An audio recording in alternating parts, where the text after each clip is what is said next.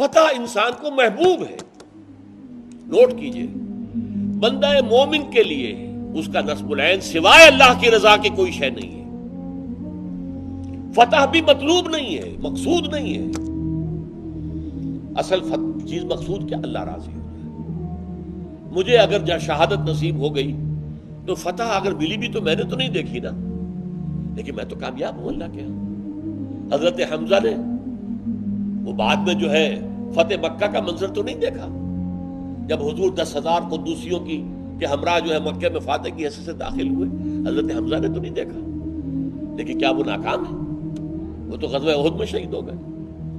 تو اصل میں یہ جو ہے فتح کو اگر تم نے محبوب سمجھا ہوا ہے، فتح کا تعلق اس دنیا سے ہے، تو گویا کہ دنیا تمہارے نہا خانہ دل کے اندر کہیں چھپی ہوئی بیٹھی ہوئی ہے. یہ دنیا کی محبت کا منظر ہے کہ فتح تمہیں پسند ہے. اچھا، اس پر بڑا خوبصورت شعر ہے، اور یہ شعر کیا، یہ تو بہت سے شاعروں نے اس تصور کو، انسان سفر کر رہا ہے، اسے معلوم ہے ابھی مجھے 10 میل اور جانا ہے، اس کے اعصاب پوری طرح تنے ہوئے چلے گا، منزل پر پہنچتے ہی ڈھیلا ہو جاتا ہے.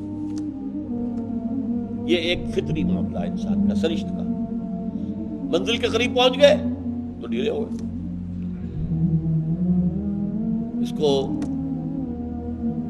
جگر نے بہت عمدگی سے کہا ہے، جز ذوق سفر جز شوق طلب کچھ اور ہمیں منظور نہیں.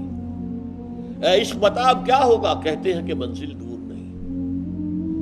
منزل پر پہنچنے کے بعد وہ ذوق طلب شوق سفر ختم، منزل پر پہنچ گئے.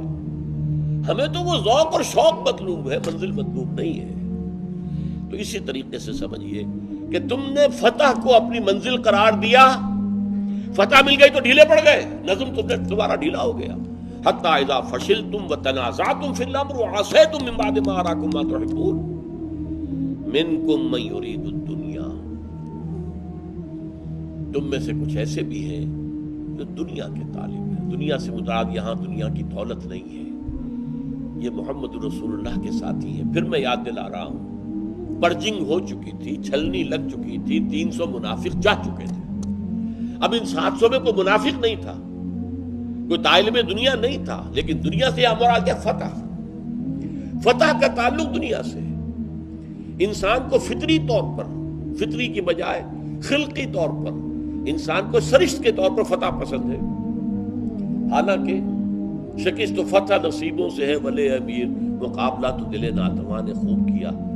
اللہ کے ساتھ جس کا تعلق ہے وہ تو اپنی گردن کٹوا کر بھی جو ہے وہ فتح مند ہے، وہ شکست خوردہ نہیں ہے. لیکن اگر تمہارے ذہنوں میں وہ تصور بیٹھا رہا فتح کا، اور مطلوب دنیا میں فتح ہوئی، اسی طریقے سے دیکھیے میں کہا کرتا ہوں، ہماری چھوٹی سی تنظیم ہے، تنظیم اسلامی، ہم نے اس کا نصب العین کیا رکھا ہے؟ صرف اللہ کی رضا اور آخرت کی نجات. دین قائم کر دینا نصب العین نہیں ہے، اس کے لیے جد و جہد کرنا فرض ہے. جیسے نماز فرض ہے، اسی طرح اس کے لیے جد و جہد کرنا فرض ہے. لیکن نماز نصب العین نہیں ہے، نصب العین کے حصول کا ایک ذریعہ ہے، اللہ کی رضا کا، آخرت کی نجات کا ذریعہ ہے. فرائض جو ہے وہ ذرائع ہیں نصب العین تک پہنچنے کے. تو فرض ہے اقامت دین. اب اگر کچھ لوگوں کے ذہن میں سوار ہو جائے کہ ہر صورت ہمیں دین کو غالب کرنا ہے، سیدھے راستے نہیں ہو رہا تو ٹیڑھے ہاتھوں انگلیاں نکالو، اسے گھی نکالو. گھی جو ہے وہ سیدھی انگلیوں سے نہیں نکل رہا، ٹیڑھی انگلیوں سے نکالو. بائی ہک اور بائی کروک نہیں، غلط ہو جاؤ گے تو تمہاری محنتیں ختم ہو جائیں گی، ضائع ہو جائیں گی. Keep yourself on the straight path.